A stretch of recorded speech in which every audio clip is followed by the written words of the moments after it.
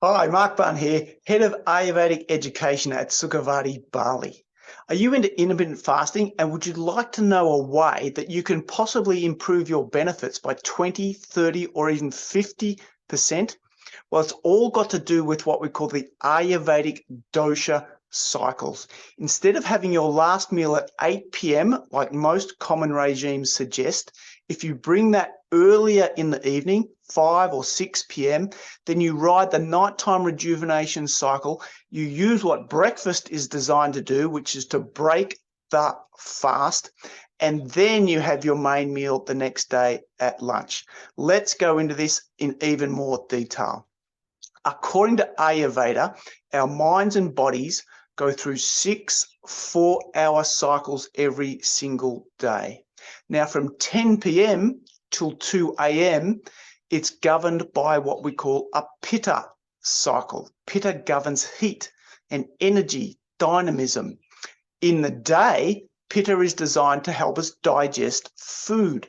But at nighttime, it's designed to help us digest impurities and toxins so that we can eliminate them from our body and start the new day afresh. So in intermittent fasting, the most common regime, what's called a 16-8 cycle, has us eating our last meal at 8 p.m. According to Ayurveda, this is crazy. We're having our last meal, a main meal at 8 p.m. And so we're still digesting that food when we go into the 10 p.m. till 2 a.m. nighttime rejuvenation cycle, which is when, according to Ayurveda, our bodies are naturally designed to digest impurities, get rid of toxins, waste, etc., and rejuvenate all our cells. So if we, instead of skipping breakfast, which they recommend, and then having our first meal of the day at lunchtime the following day, we can bring that evening meal to maybe 5 or 6 or even 7 p.m. at the latest. So we've fully digested the food when we go into that nighttime rejuvenation cycle. We then maximize the benefits of that cycle.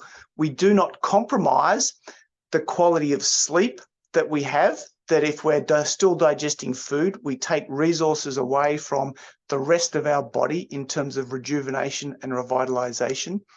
And then instead of skipping breakfast, we actually do what breakfast was always traditionally designed to do, to break the fast.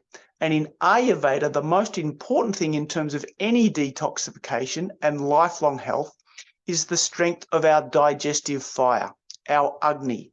And the analogy I use, it's like a fire. We go camping, we want a really strong bonfire to cook our food. When the fire is weak, which it naturally is in the early hours of the day, our digestive fire is generally weaker in strength, like the sun.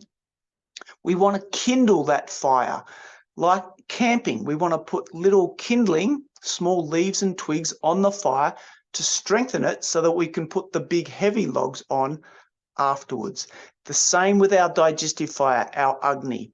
Breakfast is designed to just bring the body out of that overnight fast gradually. So we have a light meal, something small, something easy to digest that kindles the Agni, the fire, so that it's strong for lunchtime. We don't want to fast for 16 hours and then have a really big, heavy lunch. The body's not ready for it. The digestive fires become weak and we want to strengthen it slowly. So just this little variation, this little refinement is the beauty of Ayurvedic wisdom.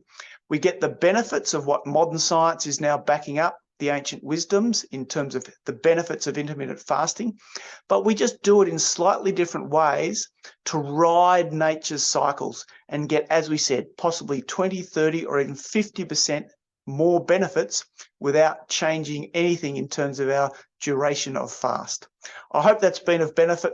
We're going to share lots of more Ayurvedic wisdom on the videos and in our Sukhavati newsletter. So keep posted, send me any questions, and we're happy to answer any of those that you have. Cheers for now, swasta, and good health.